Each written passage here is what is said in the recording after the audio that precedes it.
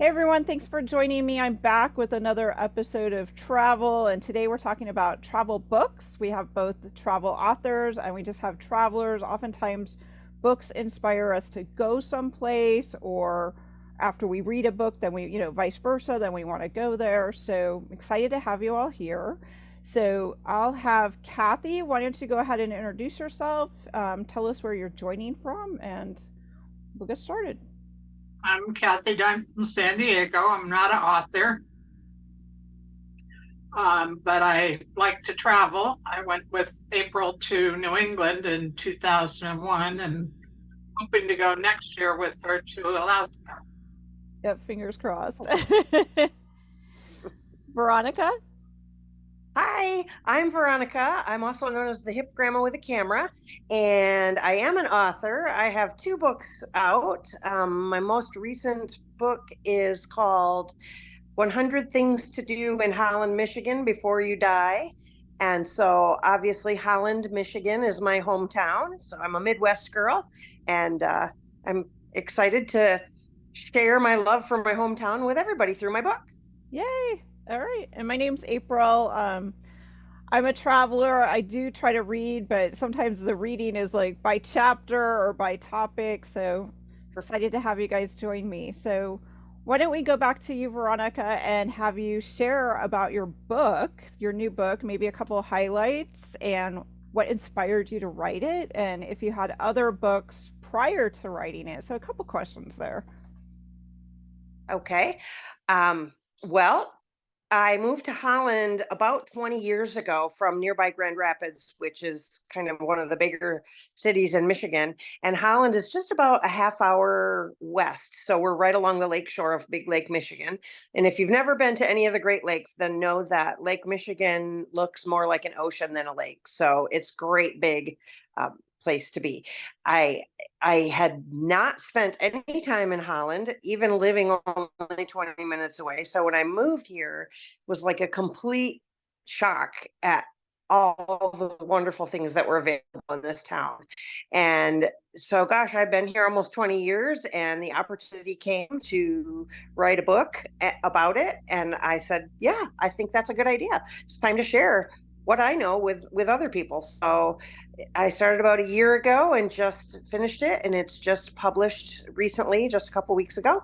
It's available on Amazon, and you can always get in contact with me at Hip Grandma Life, www.hipgrandmalife.com, and I can get you a signed author's copy. What did you say? You wanted to know something that was interesting about Holland, maybe? Is Oh that yeah, yeah, what? exactly. Well, I know we're like we're breathing down on fall season, so for some people it's a little late to plan maybe to go right now. But I know before we got on, you were chatting about springtime and Holland, Michigan, obviously. Yeah, springtime we have the Tulip Time Festival, and I do talk about that in the book. Holland was settled, hence the name Holland. We were settled by the Dutch in 18, oh goodness, I can't remember the date, but Reverend Albertus C. Van Raalte came into the area and settled the community. So we have really great Dutch roots. And in the springtime, we have the Tulip Time Festival, which is a celebration of tulips and all things Dutch. And quite honestly, the tulips are astounding. And I have not yet been to the Netherlands, but I've had many people in the area that have been, and they all say Holland, Michigan looks just like so. We are very Dutch in our culture. We have some diversity. The population here has really diversified over probably the last 20, 30 years. So we have a thriving Latino community as well. You can see that because tulip time happens right around Cinco de Mayo. It's the first full week of May each year. So you see tulip time and Cinco de Mayo celebrations, which are they work hand in hand, and it's wonderful. If you come in the spring for tulip time, you'll see over 6 million tulips. We have 6 miles of roads through our town that are lined with tulips, every shape, color, any kind of tulip you could possibly imagine. And you can just wander, you can walk, you can bike, you can drive real slow, just taking in the tulips. But Honestly, Holland is a year-round community. In the summer, we have the beaches of Lake Michigan, and you can do like chartered salmon fishing. There's stand-up paddleboarding, kayaking. We have a paddle boat that does a dinner cruise. We have Big Red Lighthouse, which is gorgeous. If you're a lighthouse person, there's lighthouses all along the coast of Lake Michigan, but Big Red is my favorite. And she's so pretty. Oop, did we lose you? Oh, I think we lost her. All right. Well, when she comes back, I guess I we'll. lost you for a second. Yeah, there you are. Yeah, we lost you. I'm here. Oh, sorry. I don't know what happened. I didn't do a thing. It just poof, you were gone. Yeah. So before you wrote the book, were Okay. there? So Yeah, you were talking about Big Red Lighthouse. yes.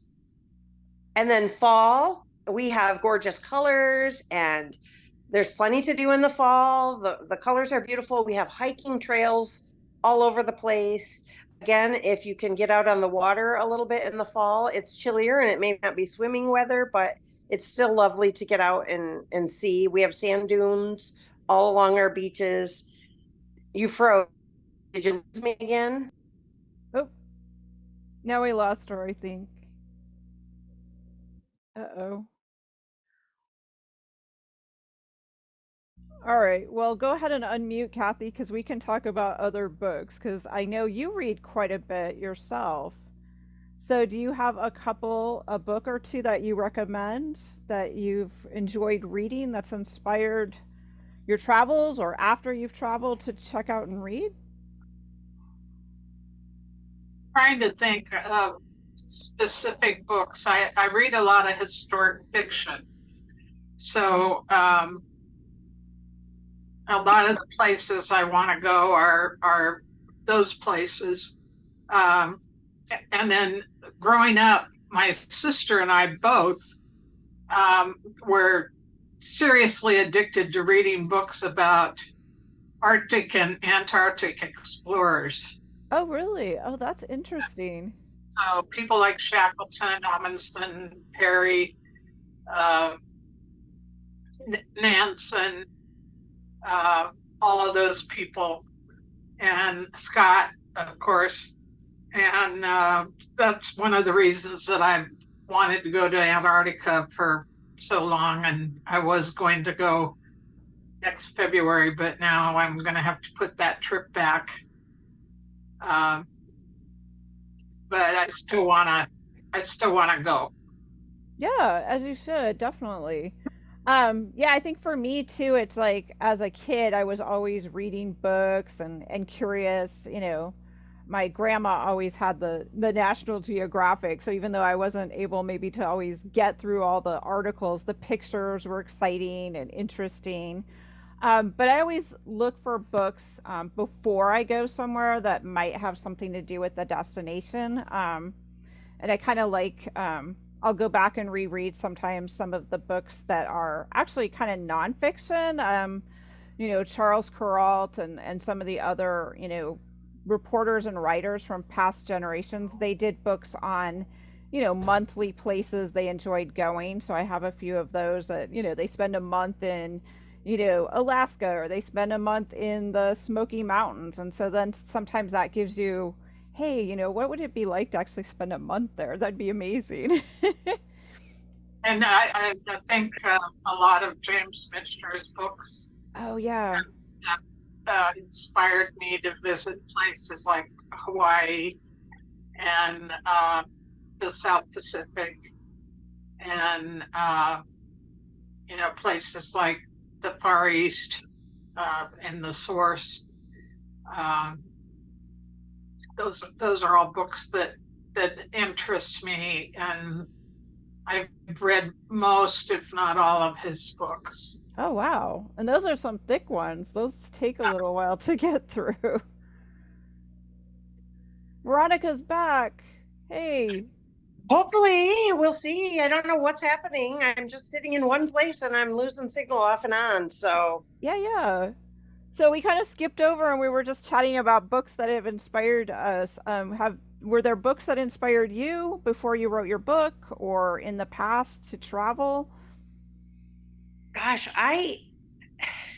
I'm a voracious reader, just like probably both of you. So I can't name anything off the top of my head specifically, but I do love books that are set either historically or in faraway places. So, as an overall rule, I think reading in general for me is an inspiration for traveling and exploring our history. Like Kathy, I love historical stories and I love learning tidbits about our history.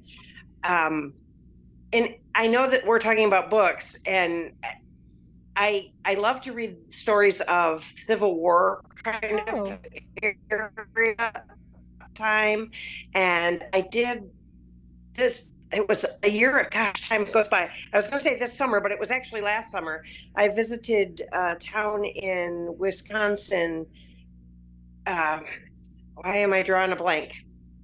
They have the last known underground railroad stop in Wisconsin, oh and wow. you can actually go down into like the basement where they would hide the slaves, and you could actually go into that area and see how they trafficked people through, and just that kind of stuff is so thought provoking, and Yeah, it I is. think it comes alive when you've read about it and you've read it from different perspectives. And I mean, I'm sure you've read 12 Years a Slave and some of the historic books around that era. So just to kind of walk in those shoes and stand next to another travel writer who is African American, a Black woman, and to be able to kind of put our arm around each other and recognize how far we've come, how far we have yet to go.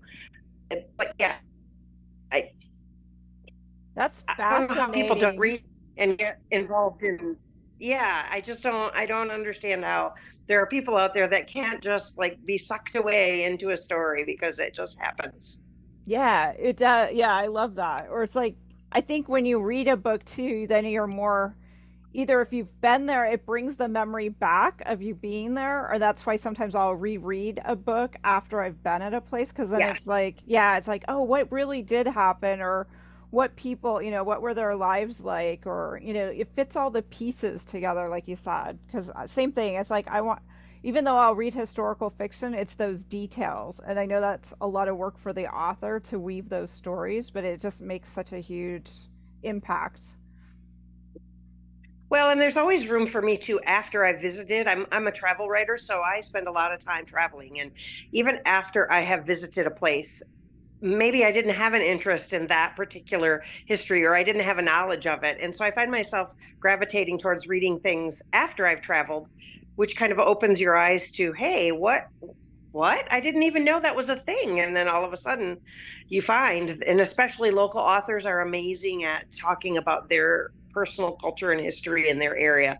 So yeah, there's a big connection for me between writing, traveling, and reading. Yeah, exactly. So it took you about a year to write the best things to do in Holland, Michigan? Yes, it did. It was about a year's process. I think I signed the contract with the publisher's Reedy Press, and I think I signed it probably around September, October last year.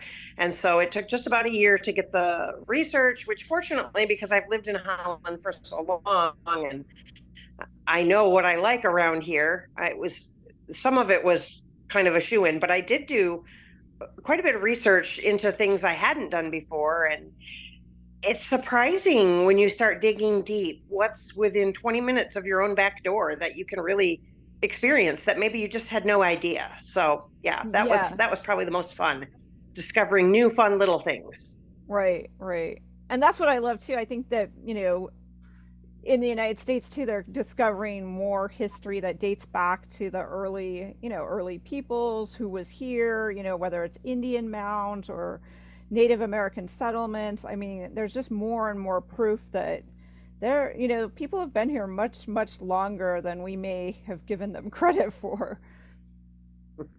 Absolutely. Yeah, Kathy, I've always been a a fan of American history, and like you, Veronica, I've read a lot about the Civil War. So uh, that's led me to visit places like Gettysburg, and I I think I read the Bruce Caton's books about the Civil War, and then after I went to Gettysburg, which I did as a teenager, then later on I read The Killer Angels, and I think that was a particularly good book, and you really want to go to the battleground to see the places that they talked about in that book, and several other of the books by either Michael or Jeff Shaw about the Civil War. The same thing for me. Interesting. Kathy, have you visited Springfield, Illinois? I'm sorry. Have you been to visit Springfield, Illinois? Yes. They have such a wonderful historical tribute all over the town to Abraham Lincoln. Of course, you know that was his hometown. So I was just there maybe a month or so ago. I did the rubbing Really cool town. Lincoln's nose on that one statue where it's all petite Yeah. up to the nose because it's supposed to be good luck to rub his. Yeah. We went to the Lincoln House and to the museum. Yeah, you can actually walk through the house that Lincoln lived in. And that reminds me how not so distant our history is. When you walk through that house where he lived and you look around, and yeah, it's not modern day convenience, but from the outside, their neighbor houses, people still live in those today. And it's stunning to me. I just think of, well, the Civil War, Abraham Lincoln, that's all ancient history, and it's not young history. And so to be able to walk through his and stand where he was standing and raising his kids, and you can go through the whole upper floor has his bedrooms, and the whole, it's just really cool to walk through that and see. And yes, they did a phenomenal job with the museum. They had Disney partnered with them for some of the exhibits. So if you know how Disney does, they did a really great job partnering up. So yeah, that's worthwhile. And so yes, I got a couple of books there that I'm going to have to be reading. I haven't had a chance to start yet, but The Dressmaker's Apprentice, I believe, is one of them that I'm sure you know this one, Kathy, if you've read a lot in that era. I haven't read it, I've heard of it. But once I was there, I went, well, now I'm going to have to read that. Yeah, that one's supposed to be really good. It's actually on my nightstand now. That one, and then there's another one about the ladies that I think they did Jacqueline Kennedy's dress and how they worked on it and everything. And that one's really good too. These, people that kind of get lost in the shuffle, all the behind the scenes stuff, that goes on. And the other one, Yes. there's another one kind of along that line that's somebody interviewed a lot of the past and current employees that work in the White House and kind of what has happened and what happens, like of how they have to move one family in and then get the other family, all the stuff that goes on behind the scenes, and the behind the scenes doings as such, and how they make that their life. I mean, that becomes their life of dedication to working for these first families. It's amazing. Yeah.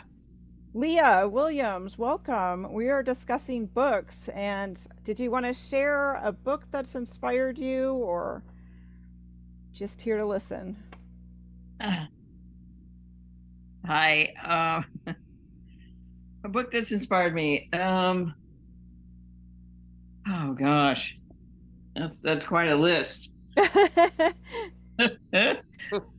In terms of travel. Yeah, that's kind of where we're slanting this today. Yeah, I think God, I can't. His name is I think it's Hosseini, wrote the kite runner. Oh, okay. I wish I could go to Afghanistan and not be shot, because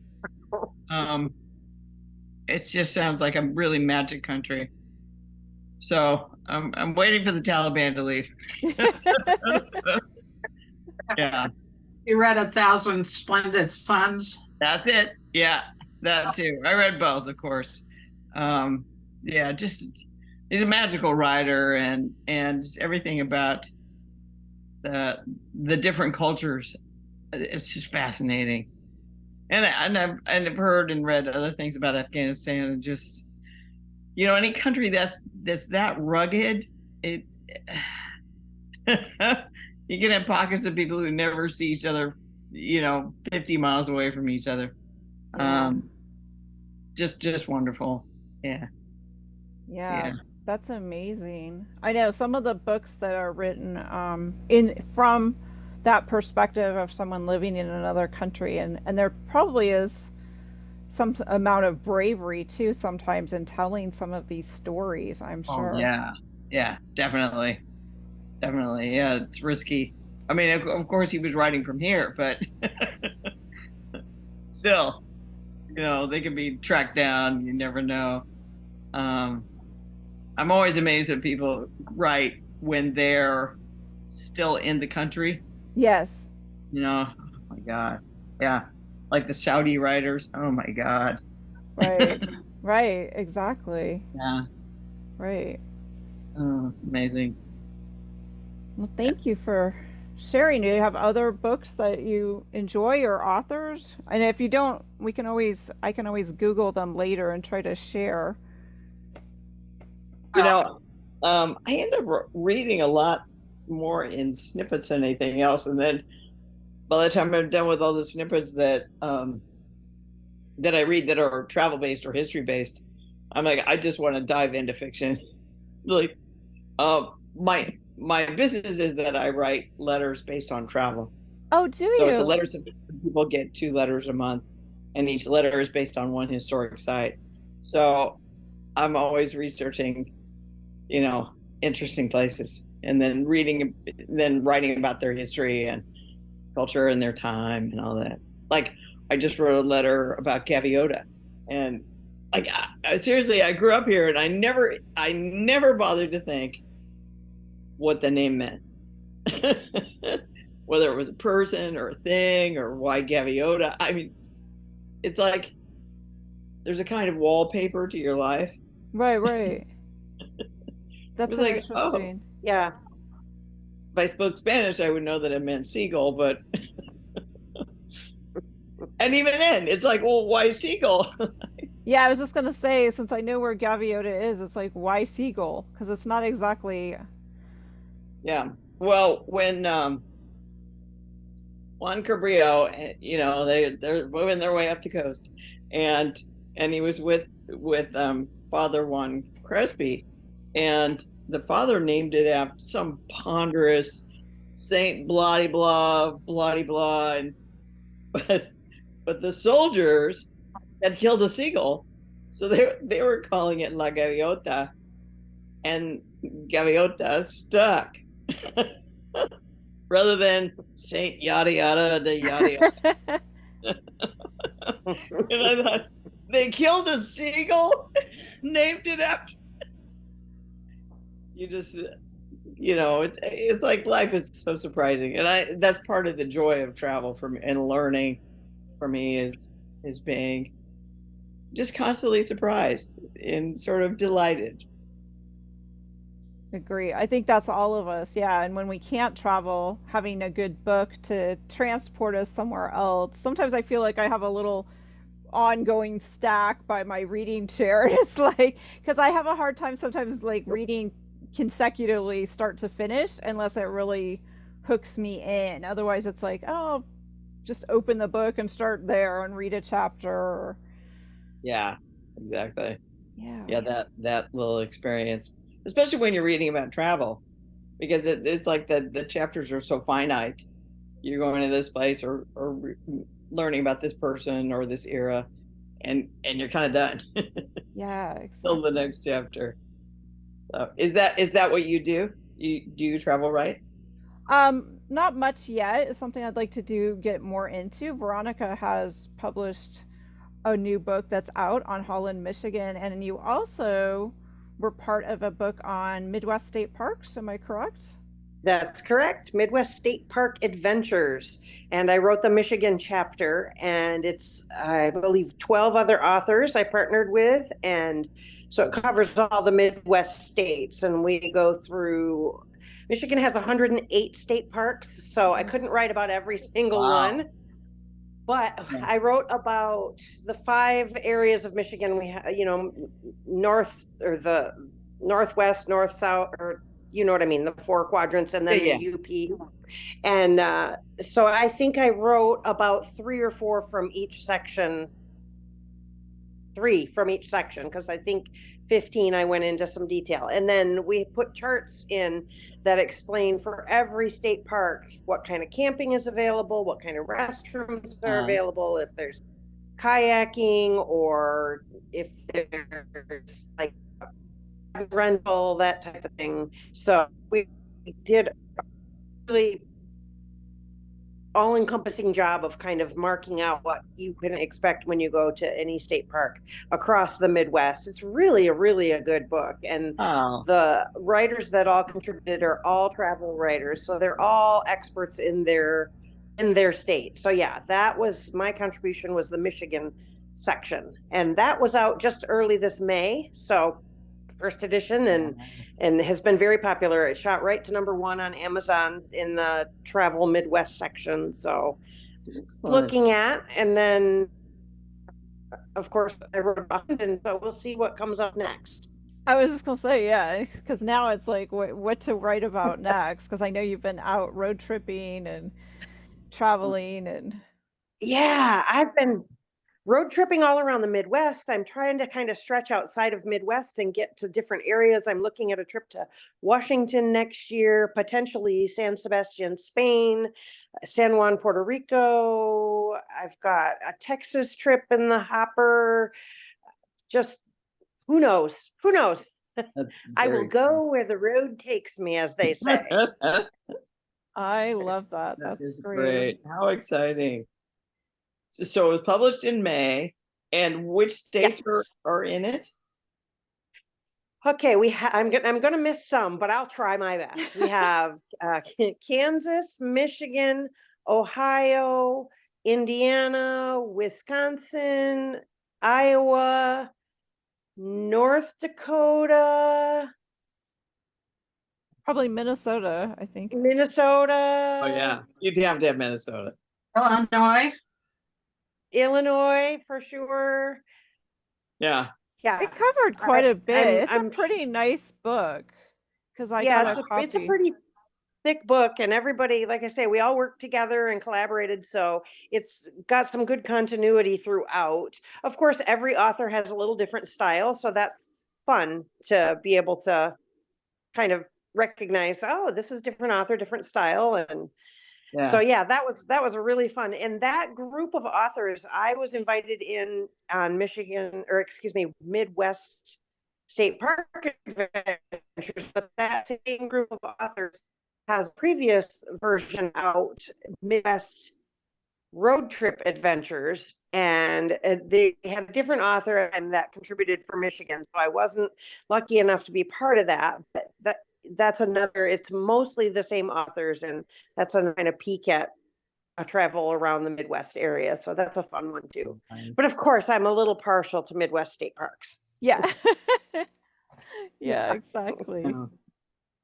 Have you read this is going way back like 4 decades, but the books by Jane and Michael Stern? Oh. No, we'll have to look them up. Jane and Michael. Stern. Stern? Yeah, they're probably like wildly dated at this point, obviously. But I lived in Iowa for a year, and almost exactly 40 years ago. Oh wow. Well, I grew up in Iowa, so I'm curious, like, what here, did they do Road Food, a website and book series? Yeah. Is that them? All kind of, yeah. They're amazing. Is that them? Okay. And they did one, I don't remember what it was, but they basically just stayed on the road and wrote about stuff. And when they were writing about Iowa, it was like there was like, this is where the there was a festival every year on pipe smoking. Who could keep a pipe go? I mean, it was like the Guinness Book. Seriously. And there was another one that was watermelon spitting contest. And it was just like so cool. I mean, like all these quirky things that they came up with, these museums of like miniatures, or they were very quirky. And I wonder how many of those things that they wrote Yes, about now still you're exist. now you're making me curious to go look Yeah, it up the makes me book and see out there. if those places are still open. Because unfortunately, sometimes that's the thing. It's like places change, and we think, oh, a museum will always be there, but we see that museums They close. don't. I mean, they can vaporize for any number of, I mean, they can burn down, you Yeah, don't know. And it might be replaced with something bigger or different or whatever, but they just made being on the road so much fun. And I it love was that. a great sort of, I was working for a radio station, and I did afternoon drive, and the other jocks in the station, we had a softball team, and we played like charity games, and we were using play very loosely here. So we would go all over Iowa and just play softball teams. This was like, X company in Timbuktu, Iowa, and it was a blast. It was like, if these state parks are as fun as going around Iowa was, it's got to be just a marvelous book. It's so quirky. Oh, I love that. That is excellent. Yeah. Well, yeah. And I mean, every state, we're all kind of in the same area, but every state has its own flavor, its own unique vibe, and its own unique, pieces. So that's fun. I know, I mean, you're talking about museums, and I'm just thinking I've been to the Mustard Museum in Wisconsin. We have the Museum of Art in here in Michigan. There's or not Museum of Art, Museum of Magic is what I'm trying to say. There's a spam museum in Minnesota, I believe. So if you like spam, the spam museum is beautiful and very well done. So you got to check out the spam museum. And actually, this group of writers, the next book that we have kind of bantered about is museums, Midwest museums. Oh my God, so fun. Yeah, so Yeah. I'm hoping that we can get ourselves ordered up and make that happen, because I think that will just be a hoot. And I have been researching some of our Michigan museums, so I'm ready. I'm ready. Yeah, Bring that's it. good. Already have your list to Yes. go down. Every time I travel, I look and see, is there a museum somewhere on my way between here and there? And even this summer, I went up to Alpena, Michigan, which is way up at the top on the northeast side, right before Mackinac Bridge, way up at the top there. And they have the Great Lakes Shipwreck Museum, and that is a national marine sanctuary. There's over 100 shipwrecks right in that area. You can take a glass bottom boat tour. You can, I mean, it's amazing. That's an amazing museum. And they have a system. You can get an app online, and you can like snorkel around that area of Lake. Oh, I love it. It's not Lake Michigan. It's Lake. Is it Superior? Lake Superior, I believe, is what it is. My lake's mixed up. And you can paddle, kayak, boat, whatever. And if you have this app queued up, the app will push you a notification to tell you you're going over this shipwreck. It's based on GPS. So you can jump out of your boat.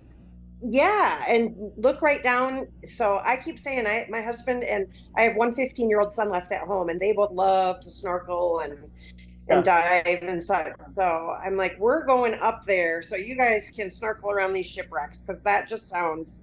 I'll man the boat up here. I was gonna say. I would want to be in the water, but yeah, I understand. Yeah, the water's so crystal clear and so pretty, and as long as you anchor carefully so you're not disturbing the shipwrecks, I could jump into. The problem for me is getting back in the boat after I've jumped off. So, But yeah, that's a really Oh, cool that would be area with fun. really cool stuff to look at. So just when you think you've seen it all, I mean, goodness gracious, who I knew don't shipwrecks think that's and possible. Yeah. yeah. So Yeah, yeah, I've seen. I think there was something about museum of matchbooks. It's like there's There's a lot of who knew? museums Who for knew? like everything. Like in Maine there's like the Trolley Museum. There was a museum for a while of umbrella covers. One woman had collected all these various umbrella, yeah. again, something completely random. I think in Maine I also came across a telephone museum, someone that was collecting Oh, I all love it. kinds of Ooh, old that's really telephone cool. equipment.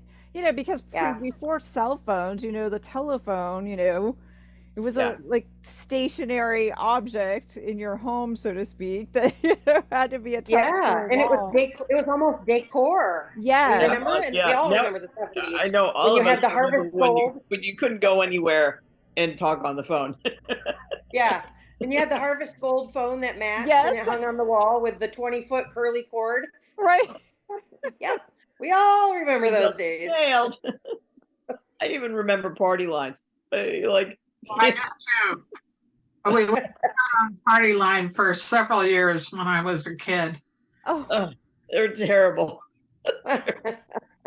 And we got a phone with a long cord so you could take it in. You could take the headset into the closet, right. Oh Yeah, yeah, exactly. Yep. exactly. you know, Yep. if you in the coat closet, if you wanted to have some privacy. yeah. These kids don't know what they're missing. Oh, They don't. They don't. My 15-year-old, I'm going to sell him right out here. We were somewhere at some museum and there was just a plain old like desktop rotary dial phone. And Right. he stood there and he looked at it and he looked at it and he looked at it. And I knew something was brewing in there. And I think this was a couple years ago. He was probably about 13. And he's like, okay, so I know it's a phone, but like, how did you actually call on it? So I demonstrated how you ka-ching, ring, Right, ka-ching, right. ring. And of course, we all remember our childhood phone number. So I said, and my phone number was, and so I made him dial it.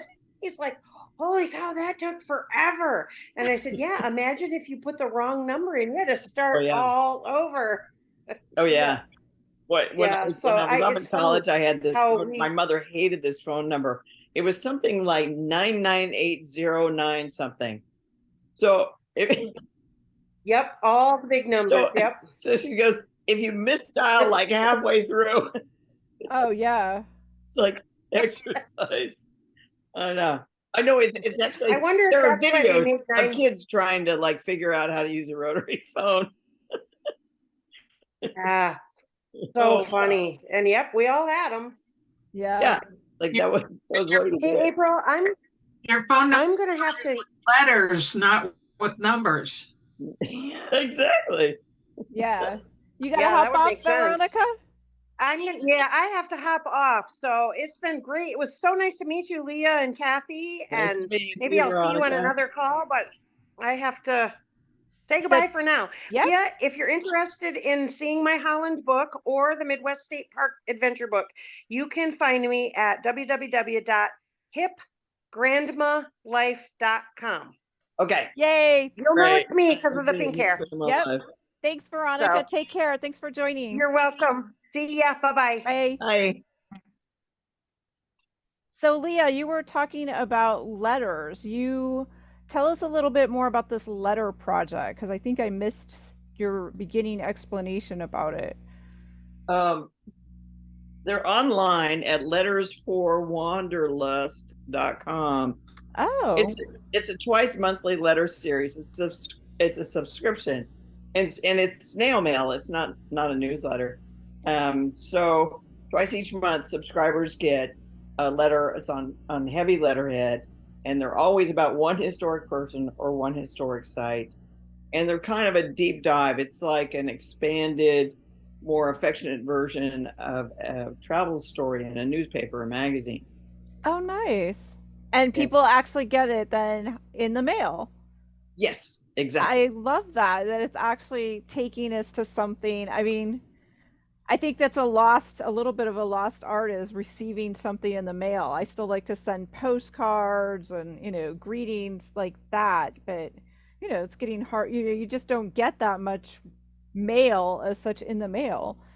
Yeah, I mean, Exactly. even magazines have gone online and you don't get a hard copy anymore, like Sunset, for example. Yes, and I miss that. I miss actually Yeah. having a legitimate magazine to enjoy, flip through the pages, or sit outside. I mean, when I read, oftentimes I like to be outside, and it's almost impossible to be reading on your digital device in the Sure. Yeah, sunlight. when the It doesn't sun's on work. it.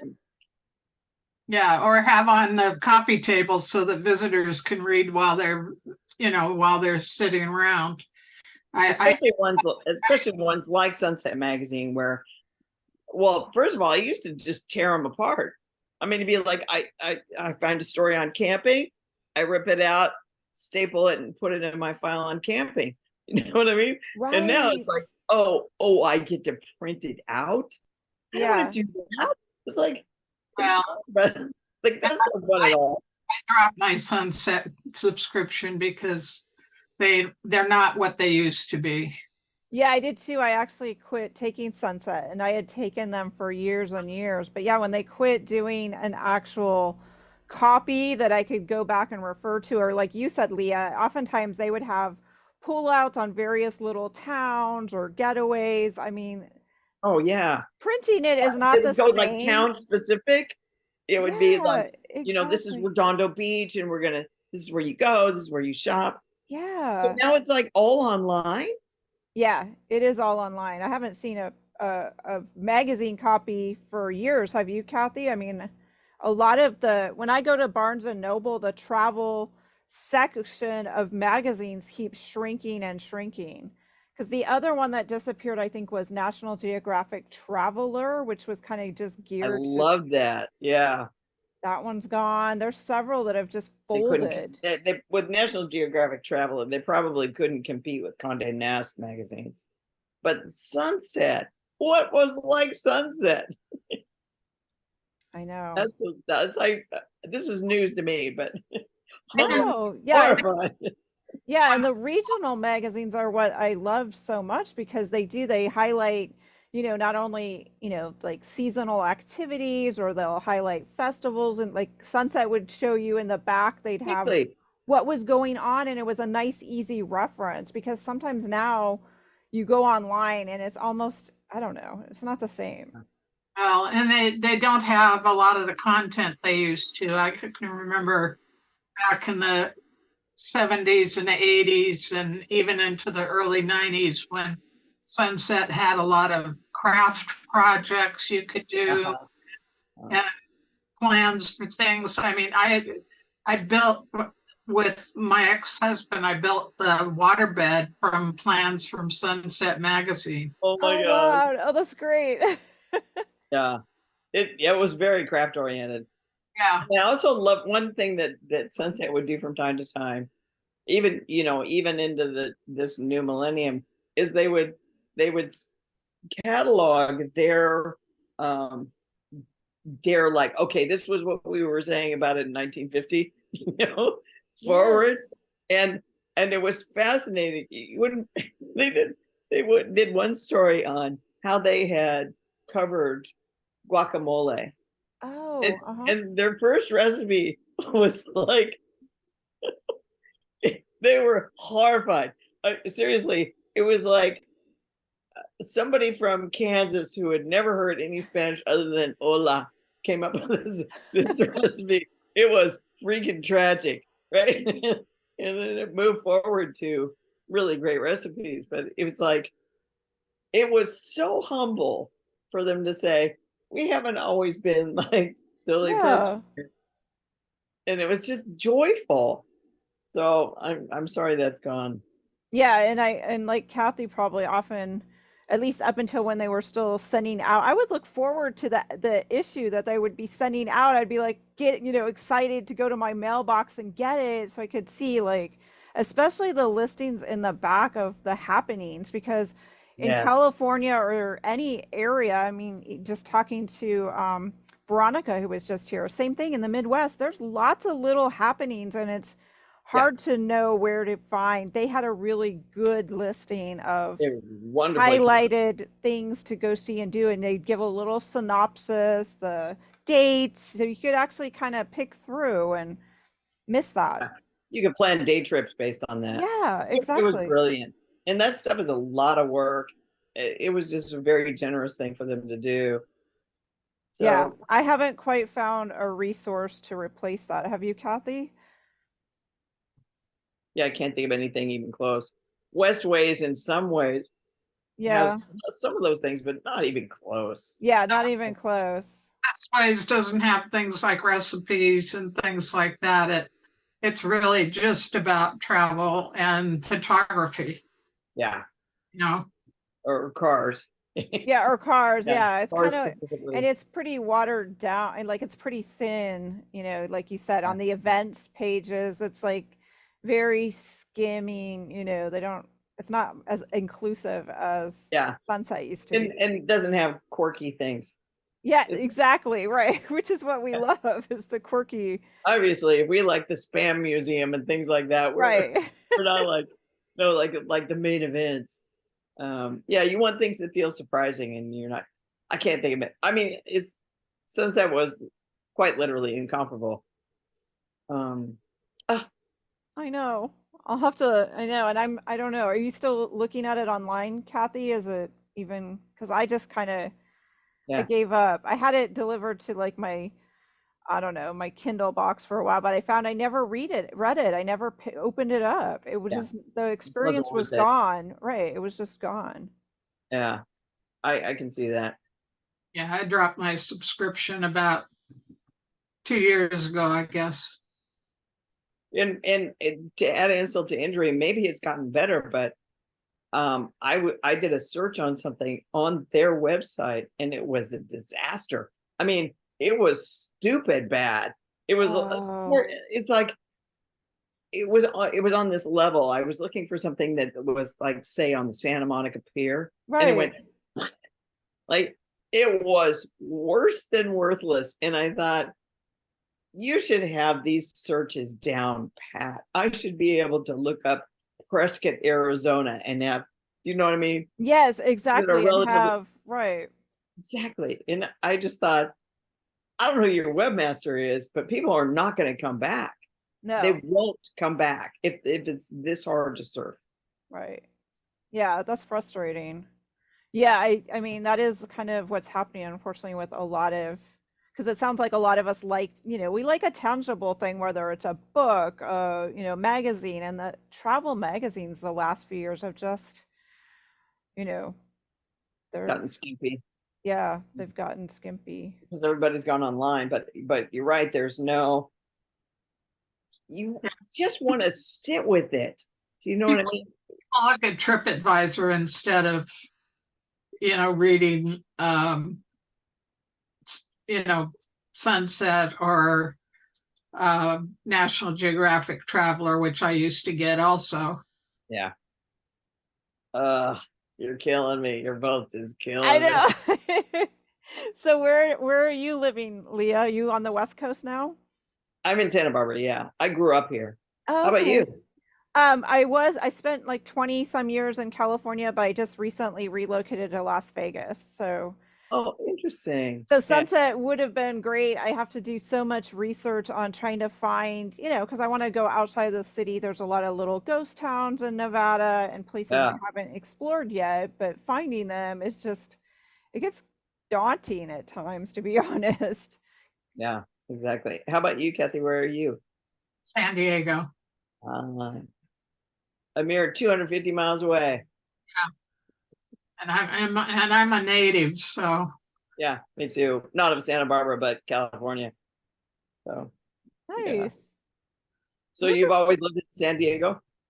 all except for, well, when I was in elementary school, we moved to Pomona. Yeah.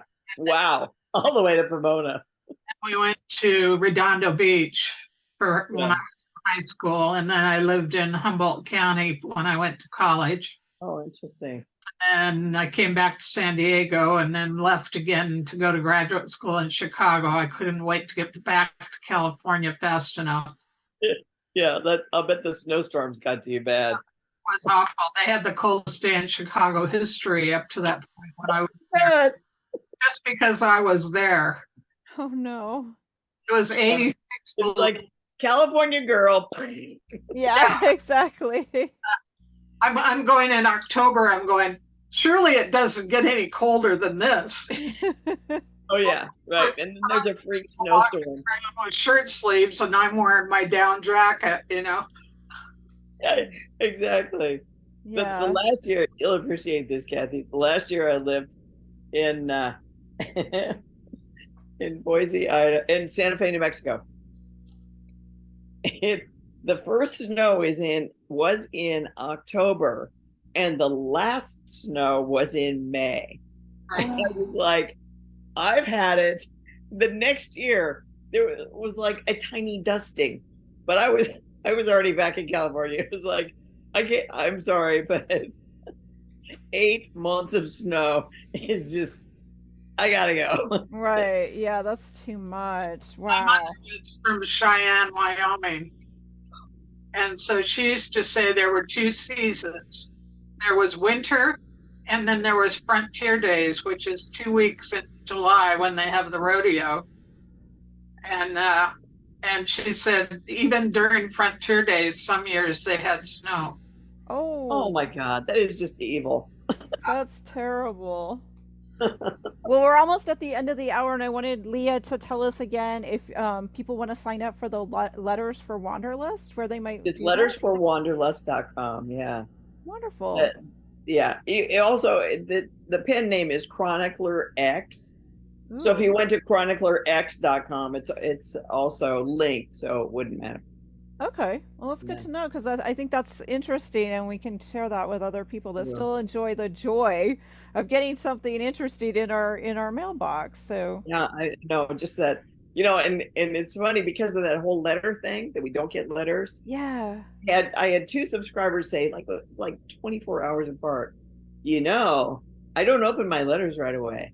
I put them aside and I wait for a time when I can just only do that thing and savor reading it. And I thought, first of all, it made my heart sing, and second of all, I Yes. completely understood, because reading a letter is such a rare joy now that you do want to savor it. yeah. I mean, that's what I do at the holidays when people still send something that they've written. I kind of like create a little stack, and then I make my favorite cup of tea or hot chocolate, and like I love it. get all cozy, and it's like, okay, now I can do this. And it is super disappointing, I have to say, when occasionally, and I think people have gotten busy, they send a beautiful card, but they just sign their name, and I'm like, oh, you're killing me. Like, Exactly. It's like, where's the I feel letter? so cheated. Yeah, I did. I know. I had a friend who was driving cross country after I got sick, and she started sending me postcards, and I got a postcard pretty much every other day. Oh, And nice.